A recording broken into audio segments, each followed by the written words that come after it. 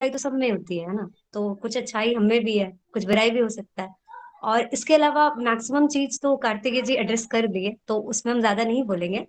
बस ये बोलेंगे कि अपना सब्जेक्ट जो है आपका ग्रेजुएशन का, या अभी जैसे ऑप्शनल चूंकि ऑब्जेक्टिव हो गया है, लेकिन still it carries some marks. आपको वहां पर देखा जाएगा कि आपको कुछ तो पता है, बेसिक अंडरस्टैंडिंग आपको पता होनी चाहिए, चाहे वो ग्रेजुएशन हो ऑप्शनल हो।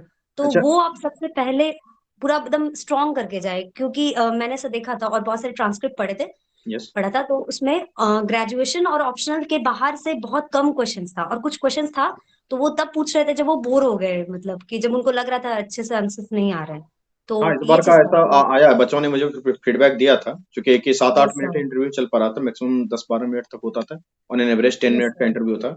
तो वो यस ग्रेजुएशन सर। ऑप्शनल, और जिस विषय पे बात होना स्टार्ट हुई, 10 मिनट तो बहुत कम उस समय होते हैं, उसी में रह गया यस था। तो सर। इसलिए मैं बच्चों से ये कहना चाहूंगा कि आप जो है कि अपना हर क्षेत्र को, चाहे वो ग्रेजुएशन हो, ऑप्शनल हो, या फिर कार्तिकेयन ने बिहार के बारे में बताया, अपने डेप के बारे में बताया, इन सारे यस सर। चीजों को अच्छे से पकड़ बना के जाएं, हर चीजों पे। और दूसरी बात है कि जिन बच्चों का अभी इंटरव्यू होना है, उन्हीं बच्चों में से बहुत बच्चों का मेंस भी होना है। तो हम ये यस कहेंगे कि आप इंटरव्यू के स्टेज तक पहुंच चुके हैं इस एग्जामिनेशन में, मेंस अभी आप लिखेंगे, फिर इंटरव्यू में जाएंगे। आप फिर पुनः उसका वो वाला कहानी ना करें, आप अपने इंटरव्यू को अच्छे से तैयार करें। और पिछली बार भी मैंने इंटरव्यू लिया, कार्तिकेयन, ऐसा एक्सपीरियंस रहा कि जिन बच्चों का इंटरव्यू खराब हुआ था, जिनको कि लग रहा था कि इनका थोड़ा सा वीक है इंटरव्यू, उनका सिलेक्शन नहीं ही हुआ है। और जिनका सही इंटरव्यू हम्म। किया है, उनका सिलेक्शन हो गया किसी तरीके से, चाहे वो लोअर रैंक में ही मिला, लेकिन मिल गया। और कोई फायदा नहीं यस। है, फिर आप मेंस में लिख रहे हैं, मेंस को ज्यादा समय दे रहे हैं, मेंस को भी समय दीजिए, इंटरव्यू को भी समय दीजिए, दोनों को बैलेंस कीजिए।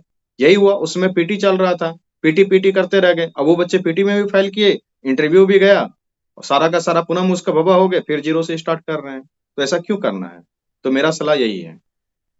Yes sir. और दो तीन चीज मैं ऐड करूंगी कि ओके। एक तो मिरर प्रैक्टिस आप कर सकते हैं। जैसे कि क्या होता है ना, कि हम लोग फमल बोलते समय फमल कर जाते हैं, मतलब हम लोग अपना आंसर्स को स्ट्रक्चर्ड वे में नहीं कर पाते हैं। तो वो बोलने से होगा जब आप प्रैक्टिस करोगे, और हर समय तो मॉक अप नहीं दे सकते ना, मतलब। और एक चीज और जो मेरी, मतलब मैंने गलती करने से, मतलब मैं बच गई थी क्योंकि मुझे कहीं और से गाइडेंस मिला था, कि तुरंत ना मॉक में रश मत करिएगा कि तुरंत जा रहे हैं पटना, ये कोचिंग में वो कोचिंग में जाके मॉक दे रहे, नहीं। अभी आपके पास मुश्किल मैक्सिमम 20 से 25 दिन आप खुद से प्रिपरेशन करिए।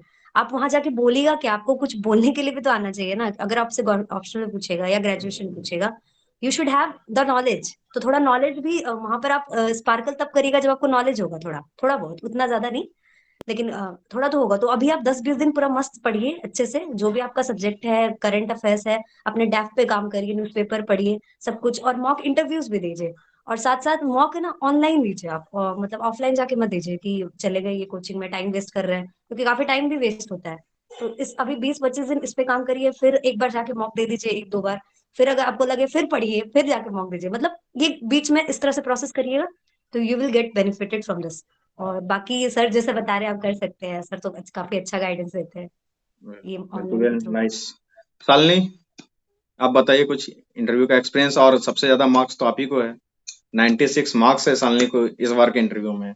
ये इनका ही मैंने हाईएस्ट मार्क्स देखा है, और यही एक स्टूडेंट का किसी का देखा है मैंने, उससे ज्यादा मार्क्स मैंने देखा नहीं है।